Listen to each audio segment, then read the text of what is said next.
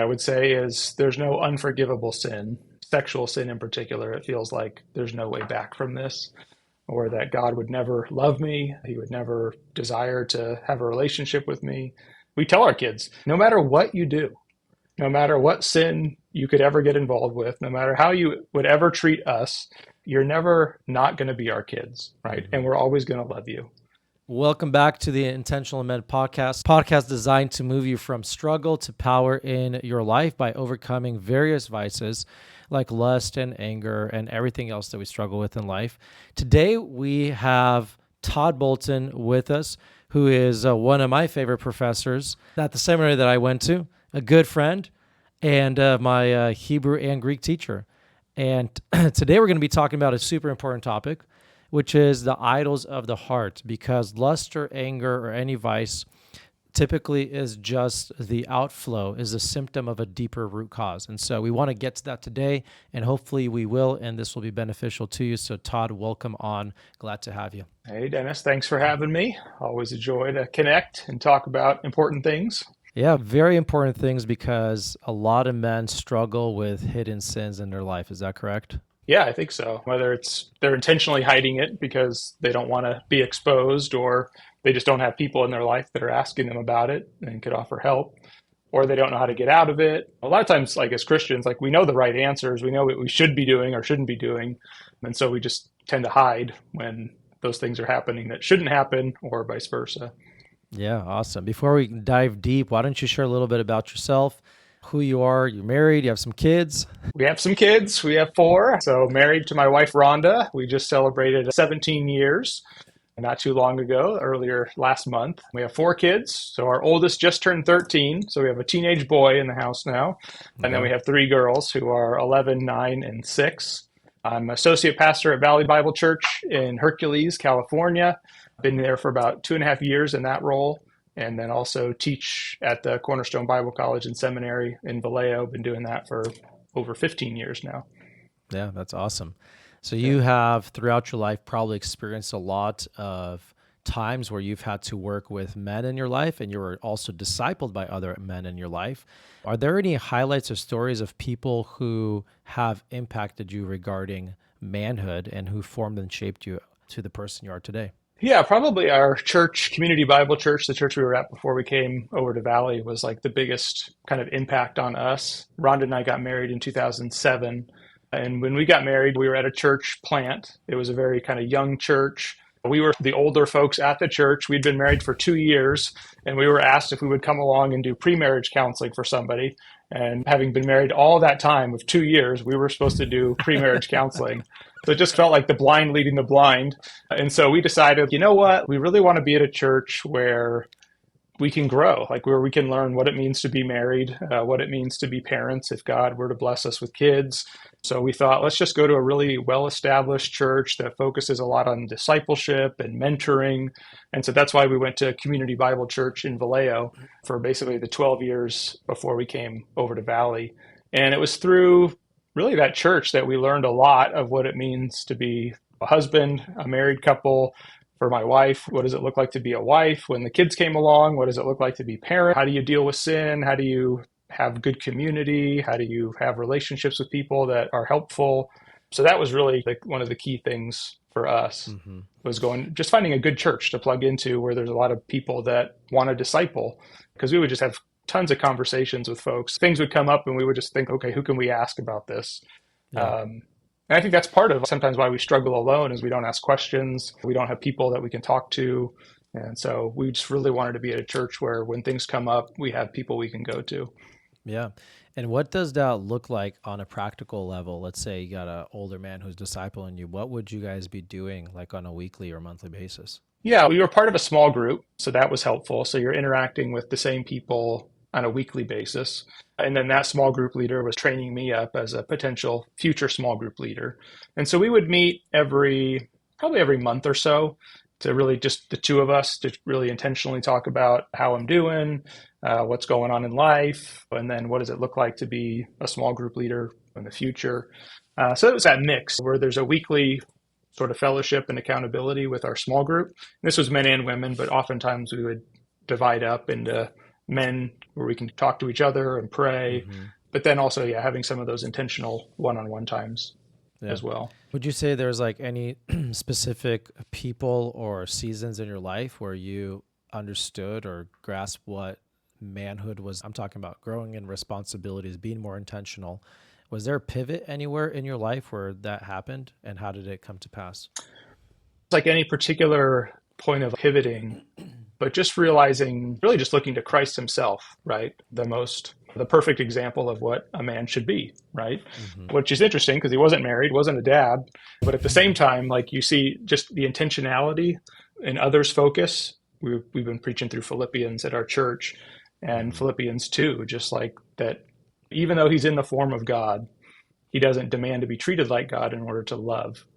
And I think really just seeing that was really transformative. And I've just gone back to that time and time again, just like, this is who Jesus is. This is who God is. Our God is actually a selfless God. He's an Mm-hmm. others seeking God. Mm-hmm. And if he's like that, then how much more should we be like that? Yeah. Amen. Now, that's all wonderful and true theologically, right? But Yeah. what do you notice in men? Because a lot of men go to church, they listen to sermons, but why is there at times a disconnect between the truth of God's word and a practical application in life? In other ways to say, what are the top things that you see men doing that is keeping them from lasting change and becoming more I Christ-like? think ultimately it always boils down to selfishness. We want what we want and we want to serve ourselves. So you can think about a lot of things related to that. The role of technology. I think a lot of us are addicted to our phones. We go back to, I need something to entertain me right now. And so I'm going to look Mm, on Twitter, I'm going to look on ESPN, whatever it is, and just get that fix so that we're yeah. basically training ourselves to always need constant entertainment. So then Mm, when it comes to doing things like loving my wife, serving someone else, loving my kids, having time for them, thinking intentionally about them, that's not immediately entertaining. So I'd rather just sit on the couch and look at my phone than I would go and try to talk to my wife or care for my kids. So I think at the end of the day, it all boils down to that. And then I think sometimes we want to do what's right, but maybe we don't really know what that looks like. Or, yeah, we're struggling with sin, and so that discourages us and things like that. yeah. So it's a clear pathway of what to do as well as a heart, right, to do it. Sometimes you might have the Yeah. heart and desire, you don't have the clear pathway. Sometimes you might have a clear pathway, but you're too selfish to, to get on it, right? Right. To be intentional. You're like, I choose not to do that. And that's where Right. men lie. I've also noticed that at times men don't have a clear example of what that looks like, right? Yeah. So you could write out a playbook how to play basketball, but not all of us are Steph Curry, right? Right. Or many of us will never be. Sometimes you need somebody who shows you the art of how to do it, right? You got Yeah. the science, you need the art. And so that's all good. So transitioning a little bit, right, to vices in men's life, right? I think technology plays a part in that. Selfishness plays a part in that. We want to talk a little bit about what are the deep rooted issues that men are struggling with where the symptom then becomes lust, right? Let's talk about lust directly today. It's a really big issue. It is a very hidden issue. It is an issue that is secretive, and a lot of men, overall, statistically, it seems, struggle with it. I think I want to make it clear that pornography is not the problem. Pornography is simply a coping mechanism, escaping, whatever that men are using. It's really just a symptom. So why don't you uncover for us a little bit as a Bible scholar, a preacher, you got your PhD. I want to hear it. What is it? Where does it all begin? Let's talk about idols of the heart. Give us a little bit of a framework. Yeah, the verses I always go to are James 4, where James talks about what causes quarrels and fights among you. Basically, he's saying, just take, for example, quarrels and fighting, anger, things like that. Mm-hmm. What's the cause of anger? And I think if we were to write up what are the reasons we get angry, we would probably write down my spouse, my kids, my job. I had a bad day. I'm a melancholy person. It's just the way I was raised. We did this exercise in a biblical counseling class that I was doing, and we had like Family Feud, top 7 answers for why do I sin? But it's none of them are me, right? Yeah. They're all other people. Exactly. And that's what James is getting at. What's the cause? And he says, is it not this, that your desires are at war within you, right? You want things, you don't have them, so you do whatever it takes to get what you want. So that's the premise, right? That all of our sins are related to things that we want. So if you attack sin just at like the surface level, like I struggle with lust, I struggle with pornography. Okay, I'm going to put these things on my phone. I'm going to memorize verses about lust. I'm going to have accountability. I'm going to do this or do that. You're not really attacking the problem. You're just attacking the sort of the fruit of the Mm-hmm. problem. So you have to get good at learning how do I backtrack into what's really going on in my heart that's causing me to then look to the internet or whatever it is to satisfy those desires.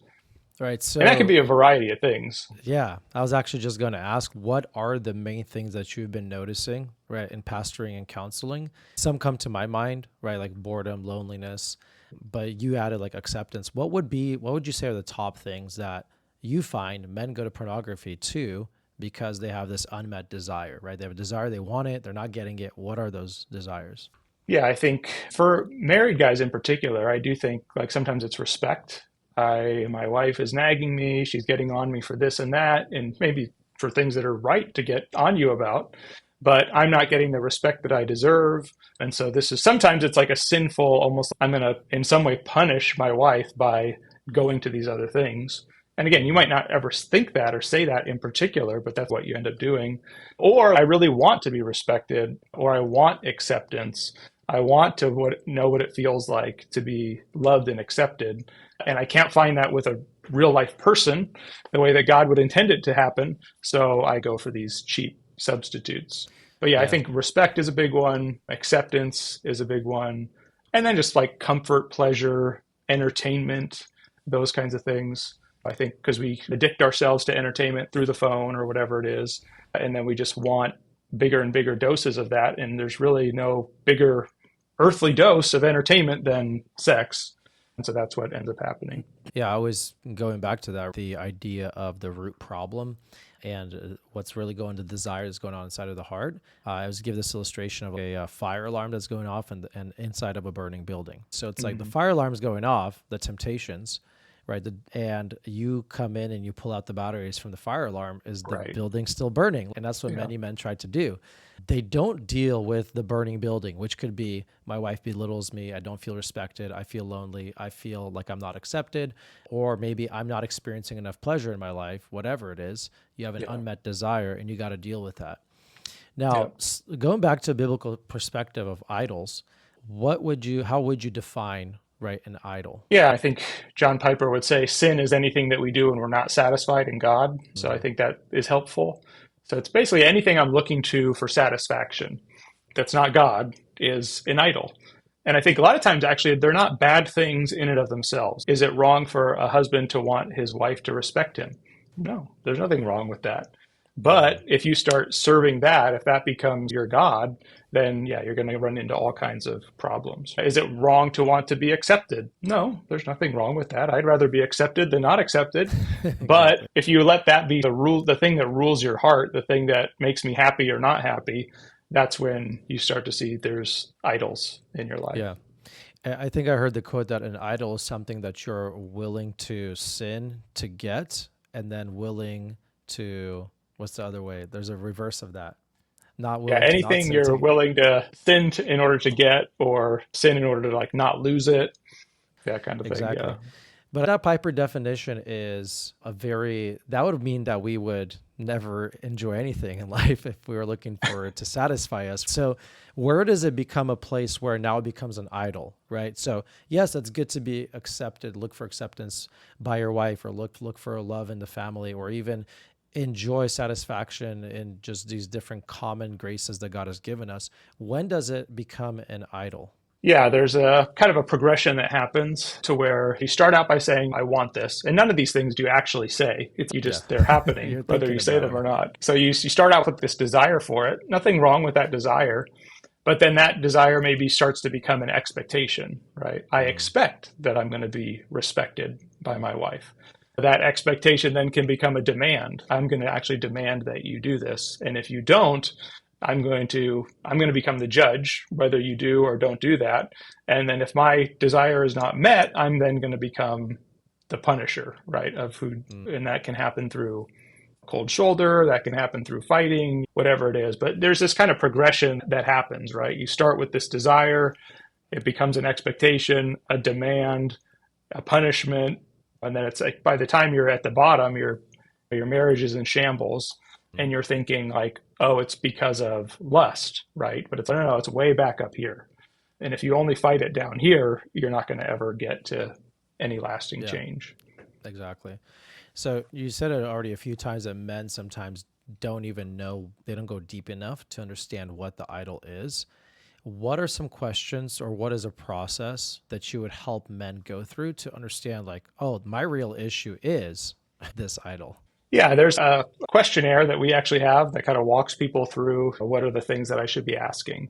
So a lot of times it's called like this kind of like heart diagnostic kind of a thing. So it starts with just what are the facts? What happened? So if it was like an argument with my spouse, it'd be like, we started arguing about this. What were the circumstances? It was late at night, we were tired. So there could be some legitimate things that might Yeah. have contributed to it. And then asking, what did I want in that discussion or in that argument? Hmm. Really, what was I motivated by? How did I respond in that fight or argument? What effect did that have on my wife? Right. So you're trying to Hmm. uncover like just sin. What did it do? What effects did it have? And then that question really, what did I want? That's the one that you want to go after. What did I really want when I did that? What was I Yeah. looking for? What was I feeling before that? Yeah. What was I looking for? Do you notice that men, they come to that realization fairly quickly, or does that question stump them? Because I've asked men that question too, as I do coaching and talking and essentially counseling. What do you want? What do you desire? And I don't think men have any kind of categories for it. They're like, what do you mean? Yeah. Like, I give them a list. I give them a list to choose from. Right. Here's a Yeah. list of things that you probably desire as a man and you're not getting. It's like a list of 25, 30 things. Right. So look through this list and tell me which one of these stands out to you. Yeah. And that's how we're going to understand what the idol is or the root problem is. But what do you think, like, when you ask that question, what do men usually come across? What do they think? Yeah. Usually it takes a little while. Like it takes walking people through it. Like I hear you say this a lot, or I've noticed that when this happens, you respond this way. So usually it does take maybe a few times of going over things like that. I remember Rhonda, my wife, she met with this gal and she was trying to get to the bottom of what's going on. And she did the same thing. Here's like this list and here's this concept of like idols of the heart. And this lady was like, yeah, I don't think I have any. I don't have any idols. And from the outside, it's like, you have this one. But yeah, people are not used to thinking that way. And I think that's because sometimes churches, again, it's just, what do you mean you're angry? You're not supposed to be angry. Look at all these verses about don't be angry. Why are you angry? Stop being angry. And again, it's just all surface level and not ill intentioned, like it's well intentioned, but it's ultimately not really helping people understand what's going on in their heart. Yeah. Okay, so let's move the train forward a bit. So a guy finds out that his desire is respect, for example. What are practical steps of him achieving that? What does he need to do then, right, to have that desire met? Or is he not supposed to even seek after that desire? How would you counsel through that? Yeah. Yeah, that's a good question. I think you have try to have clear communication, right? Like with your wife, and that takes Hmm. time and energy. So it's even if you come to the realization, oh, I've seen that I'm really seeking after respect. I'm going to tell my wife she needs to respect me. No, that's probably not it. It's the reason she probably doesn't respect you is because you've tended to be passive and probably have a long track record of being passive and not really seeking after her and loving her in a good way. And so that's probably why she doesn't respect you. And so I think it's coming back to that of really thinking through, I need to earn respect and I need to do Hmm. things that are earning respect. But even if I do everything right and she Hmm. still doesn't respect me, I still need to have a desire to love her anyway Yeah. and to please Christ. I Yeah. think that's what it comes down to. Like our desire is to please him. Yeah. And then it's also, we get to imitate him. So you get this great opportunity. Again, in most cases, like if you have a husband and wife who are both Christians and each of you start trying to love each other the way that Christ loves you, it's like good things are going to happen. But there may be situations where a husband loves his wife and she doesn't respect him. But that's not an excuse then to go and seek respect somewhere else or find some Hmm. substitute for it. It's I get to be a picture of Jesus then to my wife, and and you can actually get excited about that. Mm-hmm. like that I get to be like my Savior who loved me when I didn't deserve it. And I'm going to love my wife even though she's not giving me what I want. Yeah. But practically, I do, communication plays a big part in it. I think Yeah. sometimes communication breaks down in a marriage, and we just can't talk on that level of what do I want? What do you want? Can we humble ourselves before each other? Like Mm, a lot of times that's not happening in situations like that. yeah. We're talking about, I think what you're hitting on is being intentional, Yeah. and men being intentional, not being passive, but actually taking the reins and moving forward and whatever they need to do in their marriage and their parenting and their personal life. So that being said, let's let the rubber meet the road. So I want to hear, what do you do right in your life? I think it'd be great for others to hear, what are some practical things you do that where you are intentional in your where you are intentional in your marriage, and you are growing in communication and just emotional connection. Yeah, I'll first offer the caveat. These are things I should do, but I don't always do. We've definitely grown as husband and wife and been through different seasons of where it was just the two of us. Then we had kids, then transitioned to pastoral ministry and all the sort of stress and things that go on with that. So we've definitely learned along the way. But some basic things that we try to do that we found helpful. The first thing, just in terms of the two of us, is just try to check in with each other every day. So for us, that means when I get home from work, like kids go play for a half an hour and mommy and daddy are just going to talk and recap how the day Mm, was. So a daily rhythm like that, I think, is really helpful. I can let her know if there's anything that was stressful or crazy about my day. She can let me know things about her day, how the kids are doing, if any of I need to talk with any of them, that sort of thing. So that just daily thing is very helpful. And then the other regular thing we do in terms of our communication is we call it a weekly check-in. It ends up being more of like a every other week or monthly check-in, but the desire is to do it regularly. And we basically list out everything we can think about in our lives. So it's like, how are each of us doing personally? And we just take time to say, how am I doing this week? What are the things that are on my mind? What are the things that are concerning me? What are the things I'm excited about? So we do that individually. Then we do it as a couple. Like, how do we feel like our marriage is going? We talk about that. How do we feel like we're doing as parents? We list all the kids. Like, how do we feel like each of our kids is mm, doing? Any ways that we need to focus our attention in any particular way with any of them? We talk about how's ministry going? Are we that life work balance? Are we able to strike that? Are mm-hmm. things getting too busy? We talk about finances. We talk about, yeah, church, relationships, basically everything we can think of. We have it all in an email, and we just got to go Yeah. through it and talk about all those different issues. And we found that to be really helpful because one of the things you're talking about, intentional, right? You're trying to be proactive rather than reactive. Reacting is always going to be hard, and it's always not going to be as good as being proactive. When Exactly. there's the blow up, it's you're going to only do as best you can after the blow up. But if you Yeah. can prevent the blow up, now we're in a much better Mm-hmm. situation. Mm-hmm. So Mm-hmm. those regular communications are really helpful. And we've actually sent those emails to other people. Sometimes we edit out certain sections, but we'll send them out just as an example. This is what we do. Mm-hmm. And I think others have found it to be really helpful as well. Because Yeah. typically, like husbands and wives, we'll get into big fights or arguments because we haven't talked about something. Like we've brushed it under the rug or we Mm-hmm. haven't had time. And so when there's regular chances to just speak into each other's lives, it takes a lot of the anger, like kind of the emotion out of it, and allows you to really concentrate on some good areas of growth before they become Yeah. blow ups and things like that. Yeah. I heard a quote says communication is the lifeblood of the marriage relationship. Right. Yeah. And so when you understand each other and you could talk through things that are starting to bother you and fester in the very like minimal stages, that will prevent it from snowballing and growing. And so it's like that image of like day one, problem unresolved. It's like a small snowball.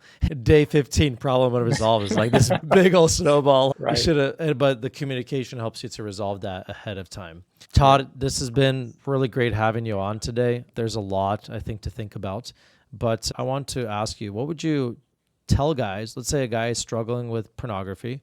Maybe he's just watching 2 times a month or once a week, right? What would you tell him in terms of what we discussed today to idols of the heart, or just general advice or hope that you would give to somebody? The first thing I would say is there's no unforgivable sin. I think these Mm-hmm. sometimes sexual sin in particular, it feels like there's no way back from this, or that God would never love me. He would never desire to have a relationship with me. So I think the first thing is always, no, Christ wants you to come to him when you're in the middle of sin. That's always his desire, is that you would go to him. That's the whole point of salvation, is that we have a Mm-hmm. merciful high priest who we can go to, and we can find grace and mercy to help in time of need. And so go to Christ first and foremost, and know that if your hope is in him, your faith is in him, like, it's already forgiven, right? And you're not going to sin your way out of this family. Even as a father, it's like such a powerful image. Like, no matter what, we tell our kids, no matter what you do, no matter what sin you could ever get involved with, no matter how you would ever treat us, you're never not going to be our kids, right? Mm-hmm. And we're always going to love you. And Yeah. it's infinitely more true of our Heavenly Father, who loves us even when we sin. And he's never wishing he didn't save us. He's never wishing that we were not his children. He intentionally went and saved us, right? That's the beauty of the cross, is that Christ wasn't just dying hoping that you would get saved. Christ died to purchase you, right? Mm. He was intentional, right? There's intentional again. He was Yeah. intentionally saving you. I'm laying down my life for you to forgive you. So that's where I would always start. And then the second thing I would say is, it's always better to confess your sin, to get help. Don't hide it. The Yeah. more you can put sin out into the light, the better. So find people that you can talk to. If you're married, it's talk to your wife. If you haven't already, she needs to know. Find brothers in the church that you can talk to that can help you. I think sometimes we think, oh, I need to be in an accountability group. I need to be in like this group that's focused on the battle with pornography and lust. And I think sometimes there's truth to that, and those can be helpful.